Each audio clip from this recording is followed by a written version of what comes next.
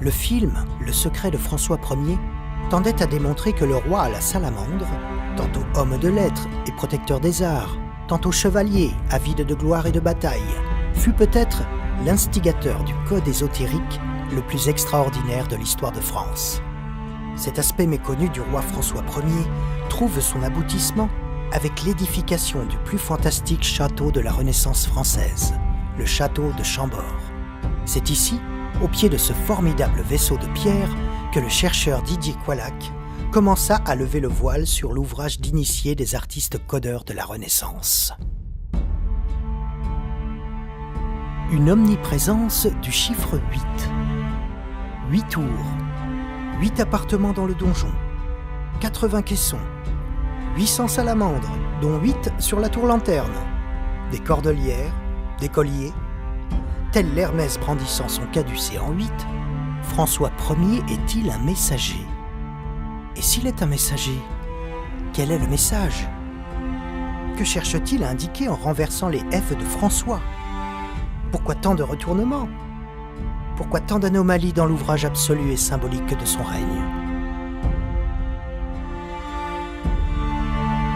Didier Qualac a trouvé un début de réponse dans la révélation d'une cabale géographique, intégrant les œuvres les plus marquantes du roi chevalier, avec la ville la plus emblématique de la royauté française, berceau du premier monarque chrétien et lieu de couronnement des rois, Reims. Reims est aussi le point d'ancrage d'un stupéfiant angle royal, encadré par le château de Chambord au sud et par le village de Chambord au nord. La géométrie, la guématrie et tout moyen de codage hermétique concourent à témoigner de l'existence d'un secret fondamental échappant aux historiens et chercheurs depuis des siècles. Certains indices dissimulés sur l'angle royal nous incitent également à rechercher un lieu de dépôt, la cache d'un trésor fabuleux, probable finalité de cette cabale architecturale et géographique.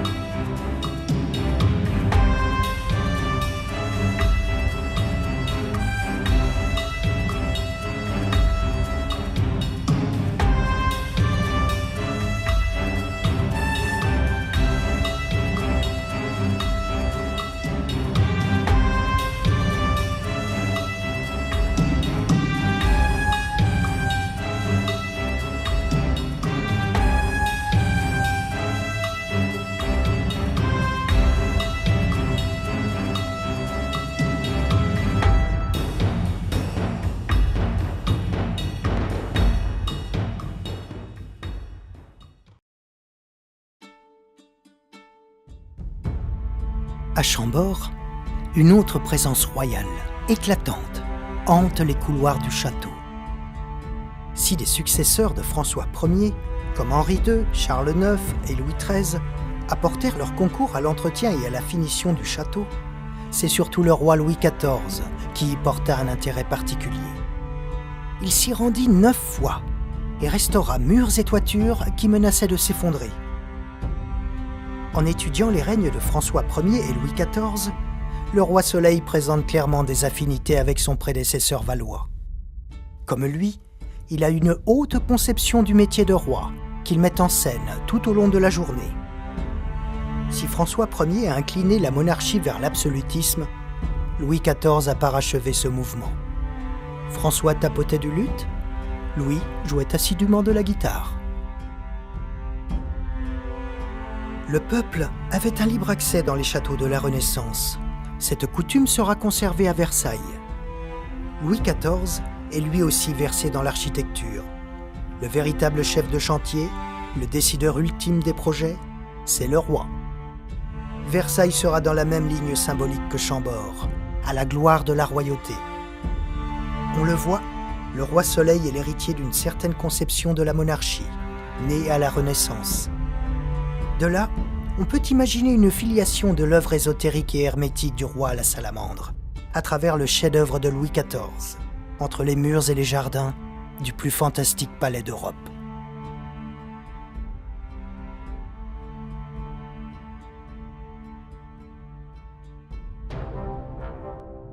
Géographiquement, les trois principaux palais de la royauté, hors Paris, forment un triangle aux proportions suggestives du nombre d'or. Fontainebleau, Chambord et Versailles s'inscrivent en effet dans un triangle 1, 2, racine de 5, avec une précision considérable. Il n'est pris en défaut qu'au niveau de l'angle droit, qui fait 91 degrés au lieu des 90 degrés théoriquement requis. Rappelons que l'une des meilleures définitions de phi est son égalité à 1 plus racine de 5 sur 2.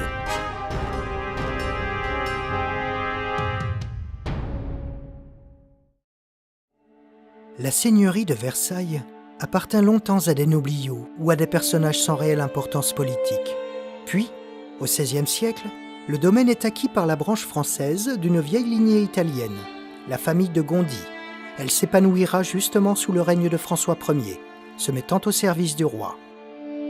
Parmi les descendants, notons qu'Albert de Gondi, qui hérita du domaine de Versailles en 1573, épousa une certaine Catherine de Clermont, qui possédait alors le très énigmatique château de Dampierre, célèbre demeure alchimique.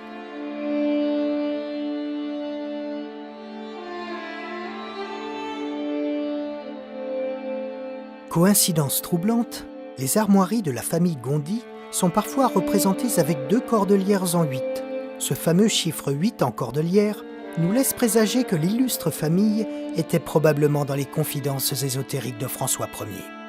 Rappelons que la cordelière et le chiffre 8, en général, sont omniprésents dans les œuvres et les représentations de François Ier.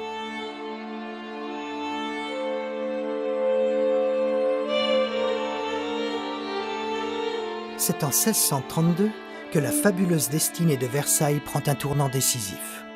Succédant à la parenthèse éclairée des Gondi, le domaine passe en effet aux mains des rois de France. Louis XIII l'achète à l'archevêque de Paris, Jean-François de Gondi.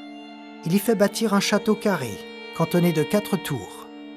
C'est à partir de cette bâtisse primitive que Louis XIV décida d'édifier la demeure symbolique de ses rêves. Comme à Chambord, des marais nauséabonds vont compliquer la mise en chantier. Historiens et courtisans, comme Louis de Saint-Simon, s'étonneront du choix du site. Le ministre Colbert lui-même resta longtemps hostile au projet. Il était partisan d'un pouvoir royal résidant au Louvre. Sans doute ignorait-il que le choix du site de Versailles répondait à des considérations allant bien au-delà de simples critères pratiques. Une remarque qui s'applique également à Chambord, château bien peu fonctionnel et trop éloigné de la capitale.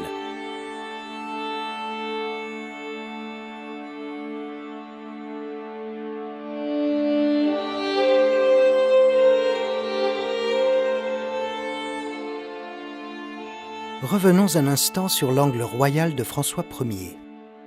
L'angle constitué par les 2 Chambords, laissant lui aussi apparaître le nombre phi, a pour sommet la ville des sacres des rois de France, Reims. Notons que la première pierre de la cathédrale a été posée le 6 mai 1211, le monument antérieur ayant brûlé officiellement le 6 mai 1210, exactement 1 an auparavant. Le 6 mai 1682, c'est la date à laquelle Louis XIV transféra la cour et les organes du pouvoir à Versailles. 6 mai à Reims, 6 mai à Versailles.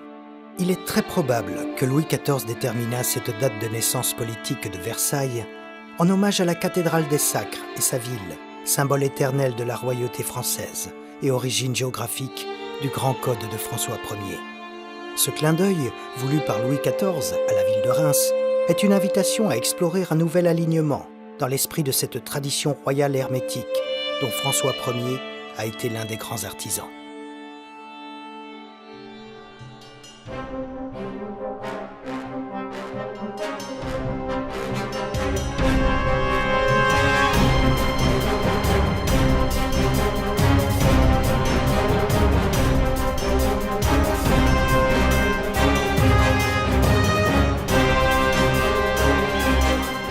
Le Louvre, palais parisien lié à la royauté depuis le XIIIe siècle, est traversé par cette ligne.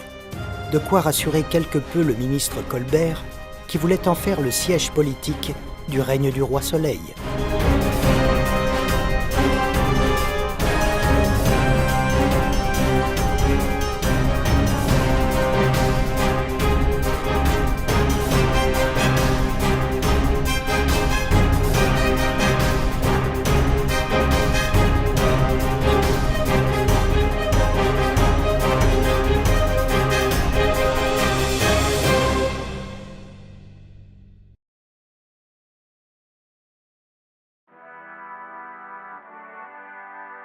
Il convient maintenant, avec l'aide d'un œil averti, de scruter les multiples énigmes que recèle ce fabuleux palais.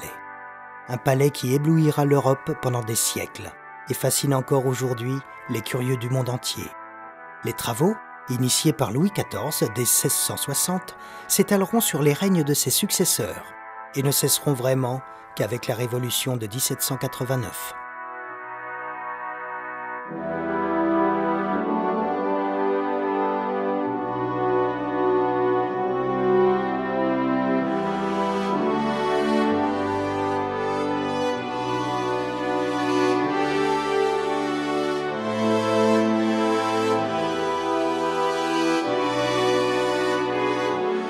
Les mythologies antiques triomphent à Versailles, aussi bien dans le château lui-même que dans les jardins.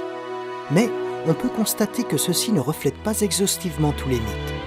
On n'y trouve qu'un échantillon, somme toute restreint, de personnages souvent représentés plusieurs fois. C'est le cas notamment du dieu Apollon. Il est représenté 7 fois dans le parc. Rien d'étonnant à ce que le roi Soleil ait choisi de surreprésenter ce dieu de lumière au symbolisme solaire reconnu. Mais l'identification ne s'arrête pas là.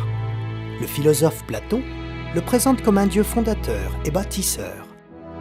Louis jouait de la guitare. Apollon est aussi dieu musicien, recevant d'Hermès une lyre, instrument symbolisant l'harmonie cosmique. Harmonie et création, tous ces attributs convenaient donc parfaitement à l'image forgée par Louis XIV. Pourquoi cette statue d'Apollon ? Tout simplement parce que ce chiffre est étroitement lié à ce dieu, de sa naissance au 7e jour jusqu'aux 7 cordes de sa lyre.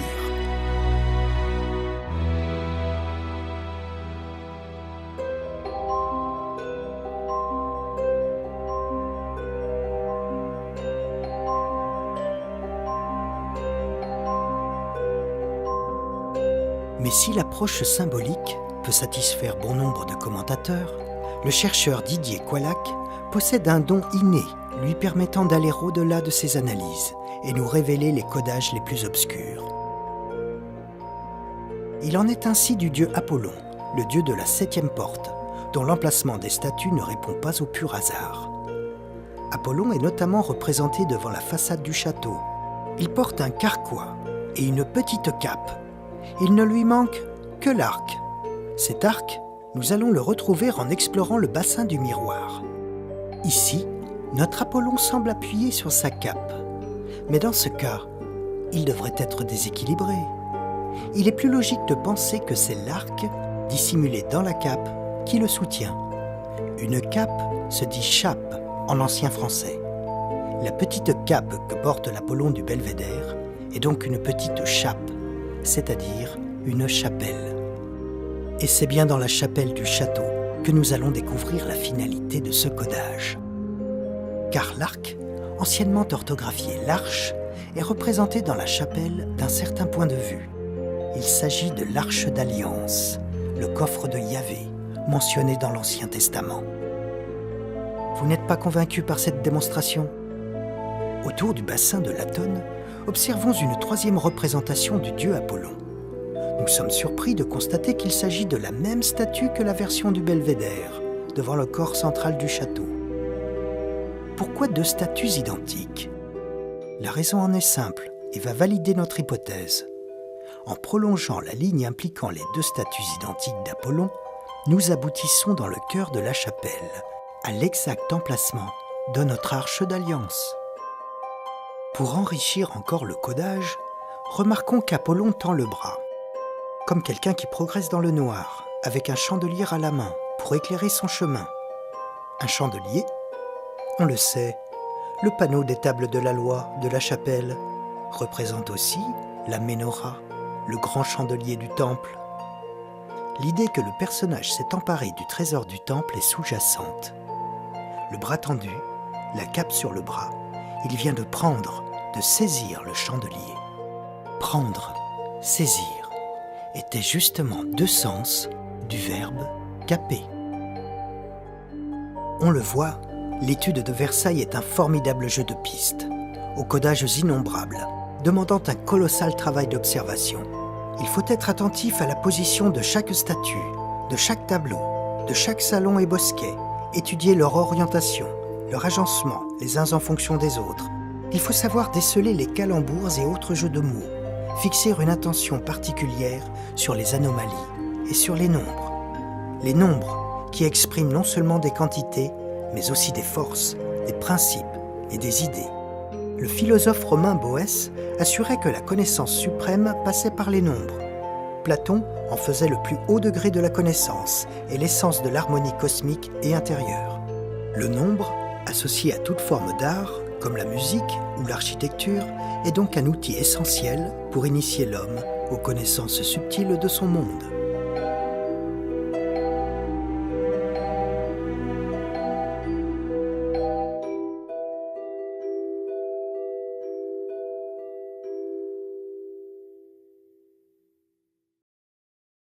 Avant de poursuivre notre investigation des messages cachés de Versailles, regardons de plus près quels pourraient être les auteurs de cette cabale architecturale et décorative entrevue par l'étude des statues d'Apollon. Assurément, Louis XIV dut faire appel à des exécutants, des initiés, peut-être une société secrète. La tâche s'avère ardue, en raison du caractère secret d'une telle démarche, mais nous pouvons déceler quelques indices impliquant une haute personnalité parmi l'entourage du roi. Si André le Nôtre revient constamment dans l'évocation des jardins de Versailles, le premier peintre du roi, Charles le Brun, mérite une attention particulière. Ce peintre et décorateur fut formé notamment par Nicolas Poussin, bien connu des ésotéristes, qui voient en ce dernier un personnage détenteur de nombreux secrets. Des secrets qui seraient codés dans certains de ses tableaux. Ce passionné des arts antiques fit un voyage en Italie avec son élève Lebrun. Poussin fut également au service du roi Louis XIII, qui lui confia la tâche de superviser les travaux du Louvre. Le Louvre, dont nous rappelons qu'il se situe sur l'axe royal Reims-Versailles. Charles Lebrun aurait-il hérité de quelques secrets de son mentor, le peintre des bergers d'Arcadie ?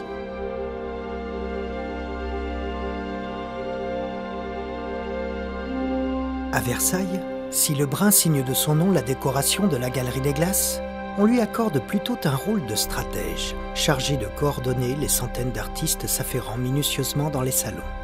Par exemple, René-Antoine Wass, un élève de Lebrun, censé être le concepteur du plafond du salon de Vénus.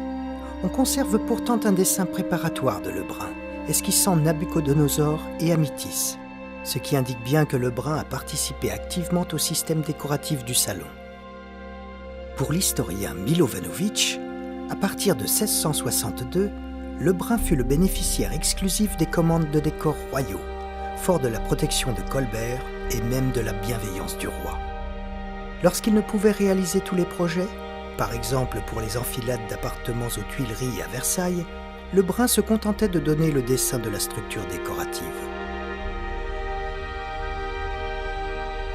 Ce soin particulier, porté sur les détails, le doit-on uniquement à un Lebrun perfectionniste, œuvrant à faire de ce palais l'écrin parfait du plus puissant monarque d'Europe, Ou avait-il d'autres raisons, plus confidentielles ?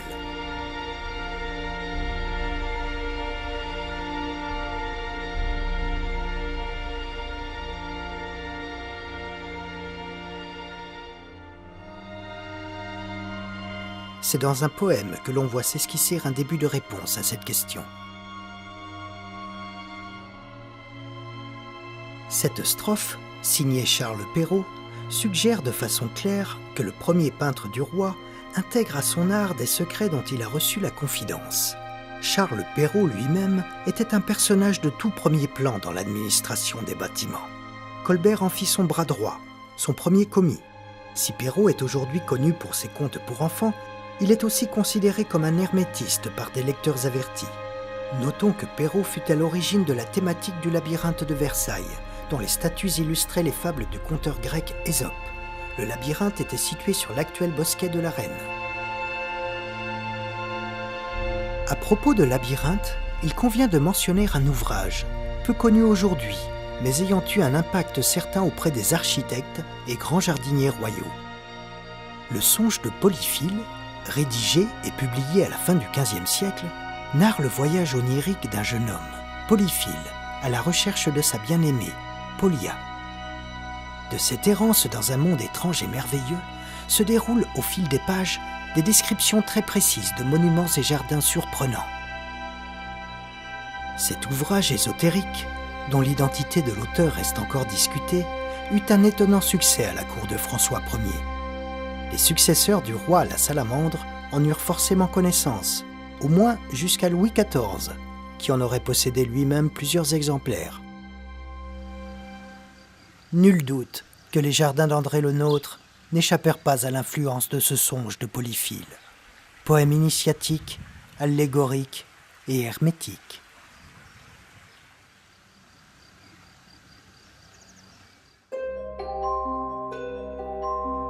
Qui dit hermétisme dit chiffrage.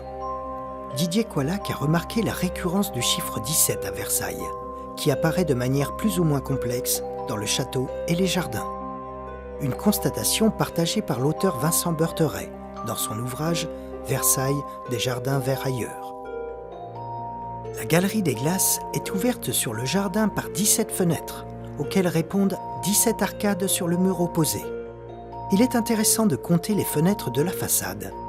Côté jardin, on compte des rangées de fenêtres mettant le nombre 17 à l'honneur. 34 est bien sûr le double de 17. La partie centrale de la façade échappe à cette régularité en affichant 23 fenêtres. Mais le 17 se retrouve de l'autre côté du même corps de bâtiment, donnant sur la ville, avec 17 fenêtres en tout.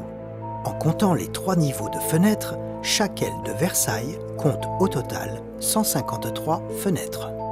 On peut obtenir ce chiffre en additionnant tous les nombres de 1 à 17. La longue façade du château côté jardin comporte des groupes de statues posées à l'étage attique.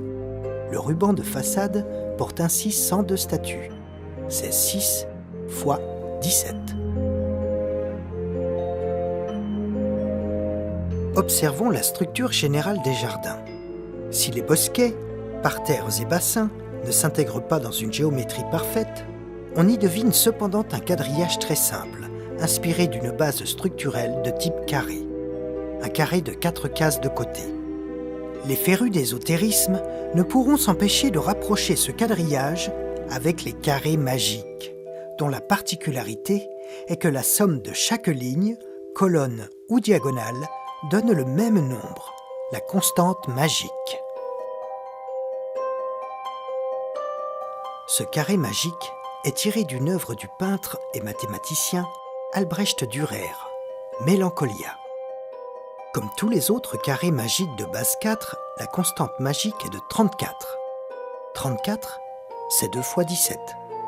De plus, ce carré magique a la particularité suivante.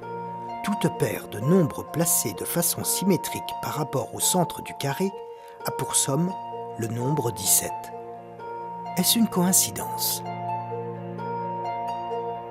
La fascinante gravure de Dürer a donné lieu à d'innombrables interprétations symboliques, qu'il serait trop long de décrire ici, mais son titre devrait déjà nous interpeller. Mélancolia. Il y a justement une statue dite du mélancolique à Versailles. Le mélancolique s'intègre dans un groupe dit des 4 complexions, ou 4 tempéraments de l'homme. Ce groupe fut commandé par Louis XIV avec 4 autres groupes de statues en 1674. Notons que l'auteur de ces dessins préparatoires n'est autre que l'incontournable Charles Le Brun. Le mélancolique, du groupe des 4 tempéraments de l'homme, se distingue des 3 autres statues par son emplacement, alors que le colérique, le sanguin et le flegmatique sont concentrés autour du parterre nord. C'est sur la rampe nord du parterre de Latone qu'est érigée la statue du mélancolique. Doit-on voir cet isolement comme un clin d'œil, une anomalie pour attirer notre attention et nous guider vers le Mélancolia de Dürer? Louis XIV et Charles Le Brun auraient sans doute pu nous éclairer.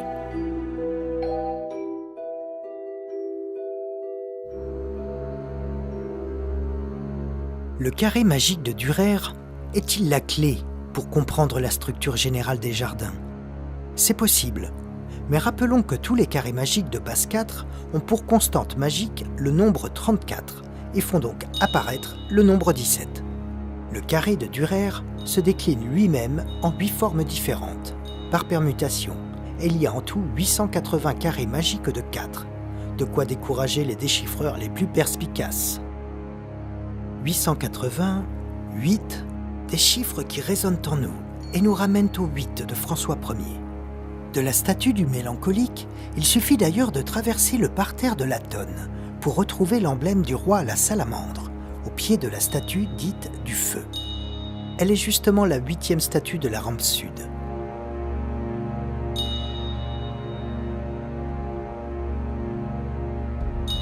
En termes de symbolique, les 2 nombres, le 8 et le 17, semblent d'ailleurs se compléter. Lorsque nous décomposons le nombre 17, la somme de ces 2 chiffres, appelée somme théosophique, est égale à 8.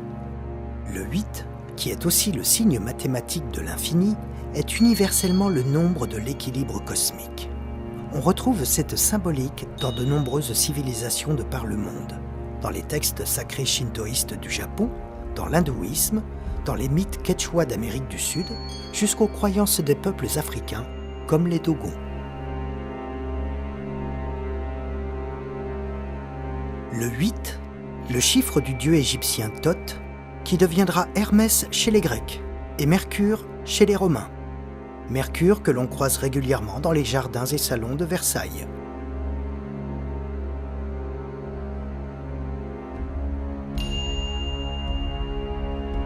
Le chiffre 17 a également une haute importance symbolique dans de nombreuses civilisations.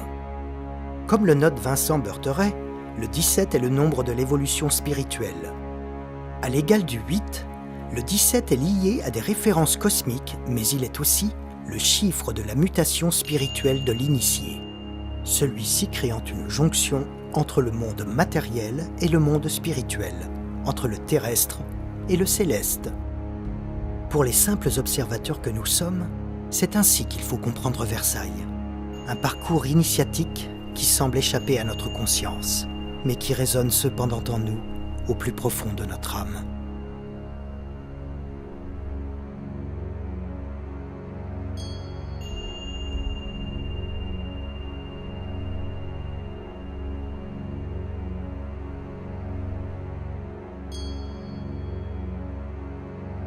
L'arcane 17 du jeu de tarot, dont certains affirment qu'il est inspiré de l'œuvre de Thoth Hermès, véhicule cette idée.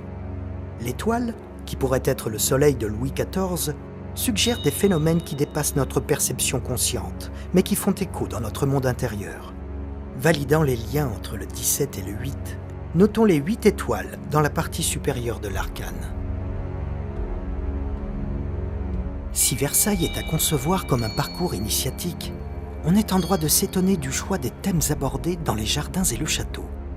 L'approche ésotérique nous force à constater que les préoccupations du roi Soleil débordent largement de ce que l'on peut attendre d'un roi très chrétien, par ailleurs élevé dans la foi et sincèrement croyant.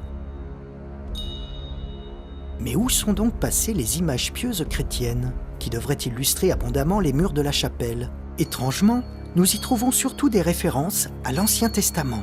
Cette attitude, peu académique, dans les choix ornementaux du roi de France, trouve un écho dans ses rapports diplomatiques avec l'Église de Rome. Des relations tumultueuses qui conduiront le pape Innocent XI à excommunier secrètement Louis XIV en 1687. Les préoccupations qui animent le cœur de Louis XIV, outre sa foi sincère qu'il met en pratique de manière quotidienne, sont donc à chercher derrière ces figures mythologiques, empruntées aux cultures grecques, romaines et donc païennes. Par la démesure du travail kabbalistique, savamment orchestré par des initiés tels que Charles Le Brun, nous percevons que Versailles renferme des réponses aux questions fondamentales que se pose le genre humain. D'où venons-nous ? Qui sommes-nous ?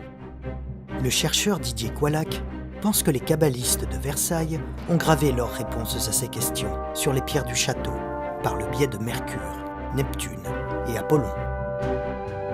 Cette vision d'un Versailles tourné vers l'Antiquité ne doit pas nous étonner. Elle est l'héritière d'un mouvement né à la Renaissance. Cette Renaissance qui a encore beaucoup de choses à nous dire sur son héritage antique. L'approche ésotérique va, en effet, nous révéler des perspectives inattendues.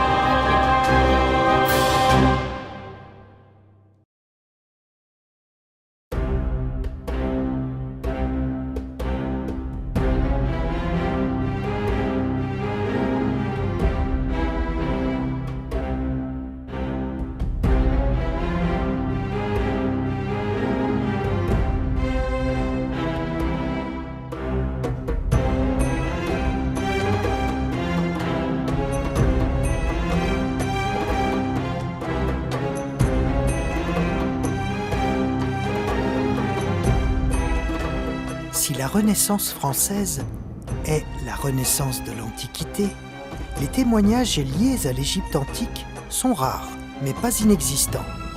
Les gardiens du château de Chenonceau sont là pour nous le rappeler. Les sphinx du château de Fontainebleau, eux, n'ont pas survécu à la période révolutionnaire. Mais il subsiste une porte égyptienne, commandée par François Ier. Elle représente les statues d'Isis et Osiris, surmontées d'enfants portant le F emblématique du roi. Claude d'Urfé était un vassal et proche de François Ier. Il nous a laissé sa riche demeure personnelle, la bâtie d'Urfé, située dans le Forez. Dans la cour, un sphinx, aujourd'hui en cours de restauration, trône habituellement au pied de l'escalier. Il est considéré comme l'un des premiers sphinx de l'ère moderne en France. Et le château de Chambord ? À première vue, rien ne semble rappeler un quelconque témoignage ou hommage à l'Antiquité égyptienne. Et pourtant, l'approche mathématique va nous révéler d'extraordinaires relations entre le chef-d'œuvre architectural de la Renaissance et l'une des grandes réalisations de l'Antiquité, la seule des 7 merveilles du monde qui subsiste encore aujourd'hui, la pyramide de Khéops, ou Grande Pyramide.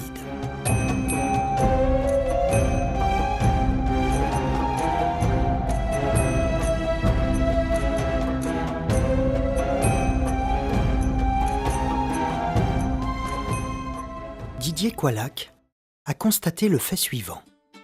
En ramenant simplement la hauteur de la Grande Pyramide au point culminant de Chambord, à 56 mètres de manière homothétique, nous constatons que le château est exactement 2,618 fois moins élevé que l'édifice égyptien, soit d'un rapport π au carré.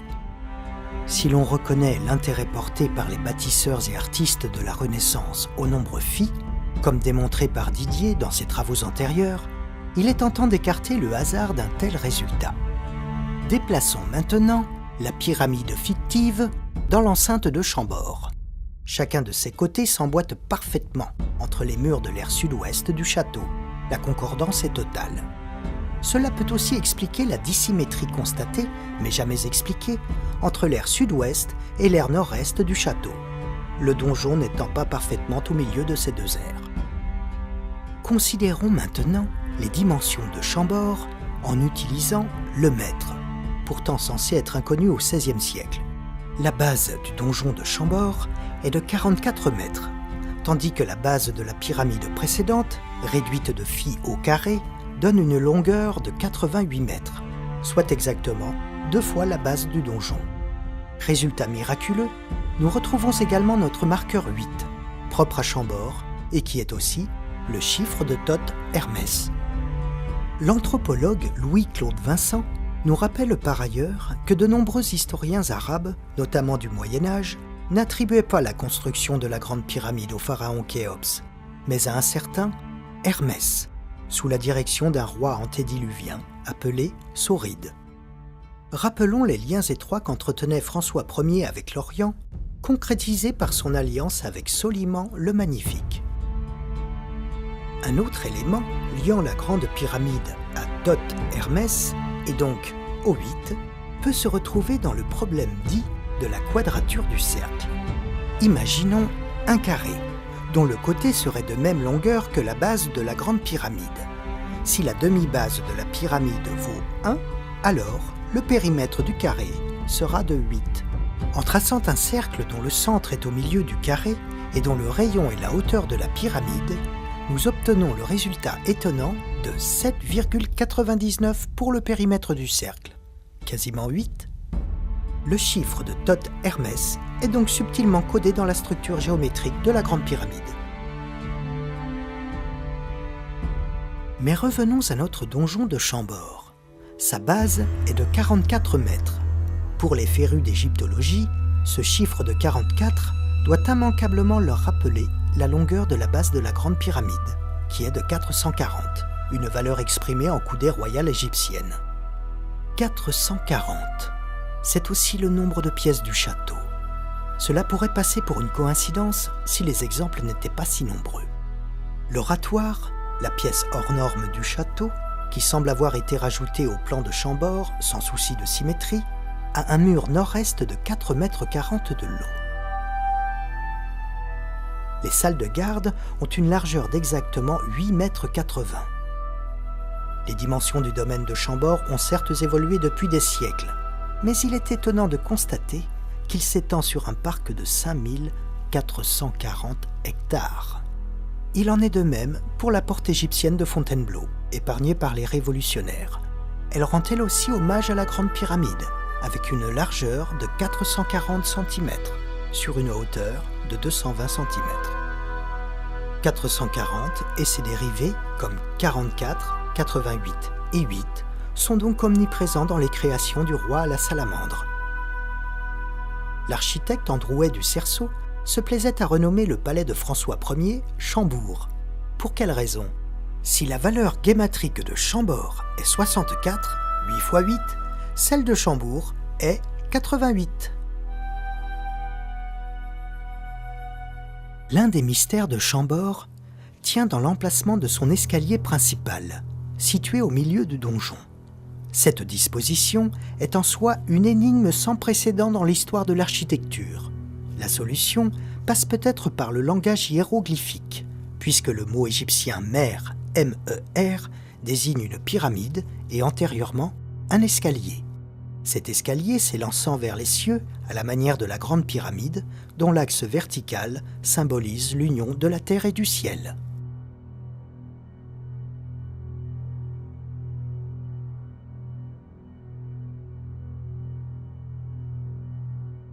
Ce mot égyptien mer, nous le retrouvons d'ailleurs à quelques kilomètres du château, puisque c'est le nom d'une petite ville de la région.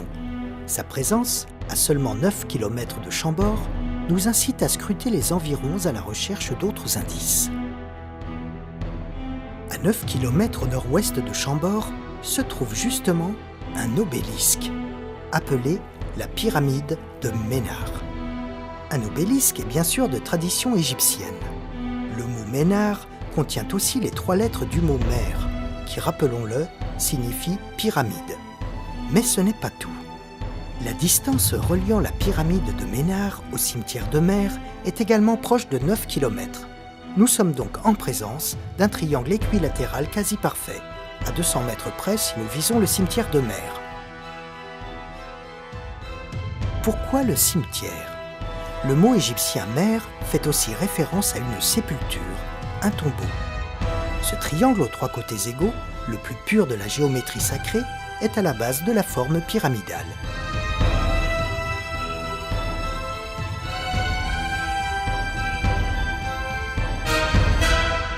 En explorant les chroniques du Moyen-Âge, nous découvrons qu'est mentionnée la présence, en France, d'une pyramide très particulière.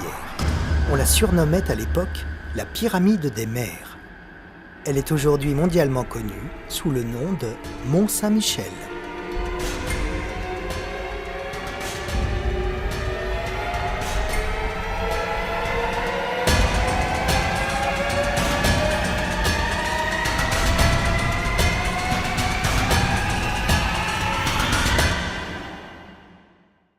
Nous avons toutes les raisons de croire que cet alignement, Mont-Saint-Michel, Chambord, Grande Pyramide, a été délibérément programmé par François Ier. C'est lui, le grand maître de l'ordre de Saint-Michel, qui modifia le collier de l'ordre en y ajoutant une série de 8, le chiffre de Thoth Hermès, bâtisseur mythique de la Grande Pyramide. Afin d'être définitivement convaincus des liens existants entre Chambord et la Grande Pyramide, scrutons encore un peu plus leurs dimensions. Si l'on divise le côté de la Grande Pyramide par le côté du donjon de Chambord, on obtient 5,236. Ce qui est extraordinaire, c'est que ce résultat, en valeur absolue, est exactement la valeur de la coudée égyptienne, exprimée en mètres, soit une coudée égale 0,5236 mètres. De plus, cette valeur est égale à 2 fois le carré du nombre d'or divisé par 10. C'est étonnant. La coudée royale recèle un substrat mathématique quand elle est formulée en mètres. Et ce n'est pas tout. La coudée 0,5236 multipliée par 6 fait 3,1416, qui est pi. Ce 5236 est une balise mathématique intemporelle liant la coudée, le mètre, phi et pi. Les maîtres d'œuvre de François Ier maîtrisaient parfaitement ces connaissances et se sont fait un devoir de les fondre dans l'infrastructure du château de Chambord, des connaissances puisées dans le savoir égyptien. Nous retrouvons d'ailleurs cette balise mathématique dans la chambre du roi de la Grande Pyramide, qui est un carré long de 5,235 mètres sur 10,47 mètres. La chambre du roi est donc une sorte d'étalon de la coudée royale, atteinte à 1 mm près. Les rois de France ont gravé cette valeur également sur la terre de France. Les châteaux de Chambord, Versailles et Fontainebleau esquissent sur la carte un triangle 1, 2, racine de 5. Or, la somme de ces 3 nombres fait exactement 5,236.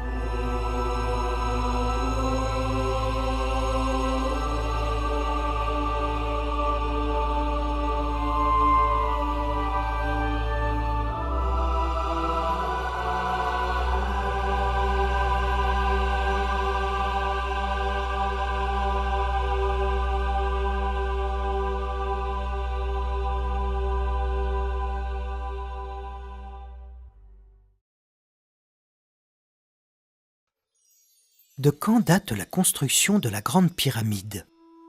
Quelle était sa fonction ? Comment a-t-elle été érigée ? Les réponses de l'égyptologie moderne, confrontées aux textes anciens, qu'ils soient égyptiens, arabes, coptes, grecs ou romains, ont de quoi nous laisser dubitatifs.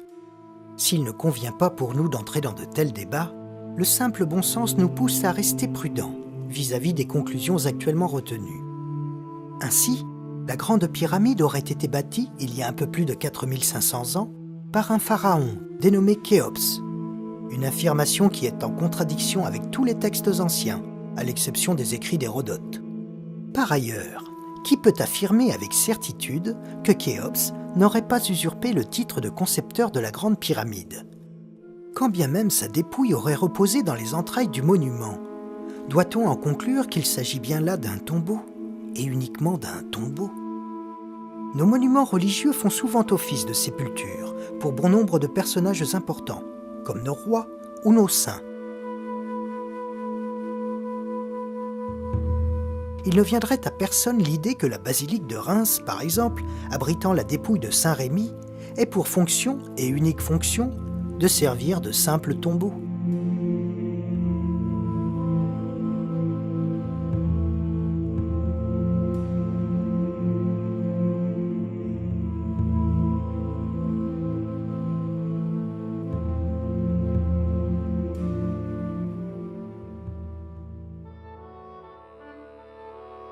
Tous, par contre, seront prompts à reconnaître que la Grande Pyramide est bien l'un des ouvrages les plus fantastiques de l'histoire humaine.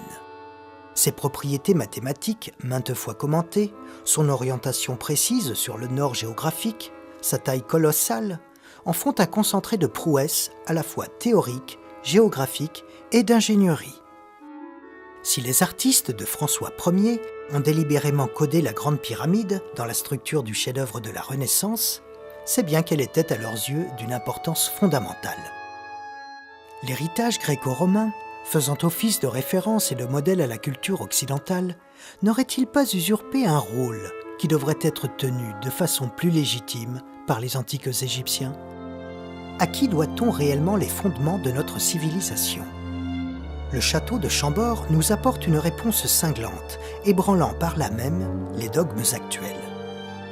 Certains auteurs, comme Louis-Claude Vincent, n'hésitèrent pas à parler de pillage de la part des penseurs grecs, qui auraient tout appris au contact des prêtres égyptiens. Solon, Thalès, Pythagore, Hérodote, Démocrite, Platon, Euclide et beaucoup d'autres ont tous fait un ou plusieurs séjours en Égypte, terreau fertile de leurs pensées philosophiques, de leurs croyances ou de leurs théorèmes.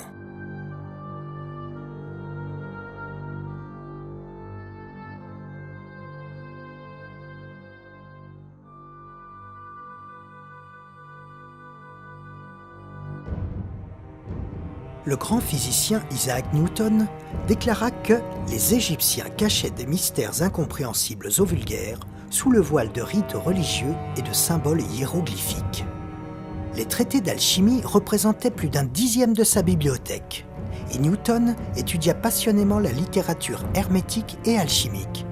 Il déclara un jour qu'il avait trouvé sa loi de la gravitation dans l'ancienne littérature sacrée.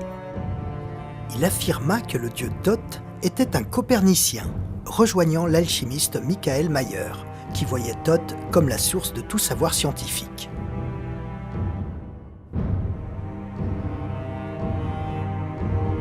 L'astronome Copernic déclara ouvertement en être arrivé à sa vision révolutionnaire par l'étude des écrits secrets des anciens Égyptiens, y compris les œuvres de Thoth lui-même. L'astronome du XVIIe siècle, Kepler, reconnut qu'en énonçant ses lois sur les orbites planétaires, il volait seulement leur vaisseau doré aux Égyptiens.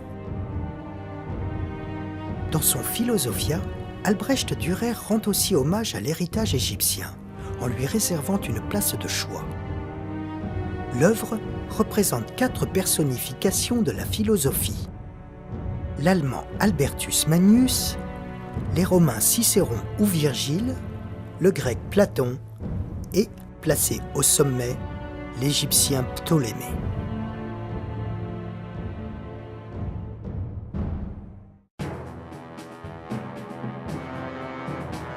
L'examen superficiel du château de Versailles nous a montré l'intérêt porté par Louis XIV à la tradition gréco-romaine. Le château de Chambord nous a entraînés vers les contrées brûlantes du plateau de Gizeh. Plus nous avançons dans notre enquête, plus nous reculons dans l'évocation d'un passé lointain, avec comme point commun la transmission de cultures et de savoirs ancestraux. Nous allons voir que les hermétistes de Versailles, par le biais de la mythologie gréco-latine, sont allés encore plus loin dans l'évocation de notre passé, là où l'histoire est censée s'effacer pour laisser place au temps des mythes et des légendes.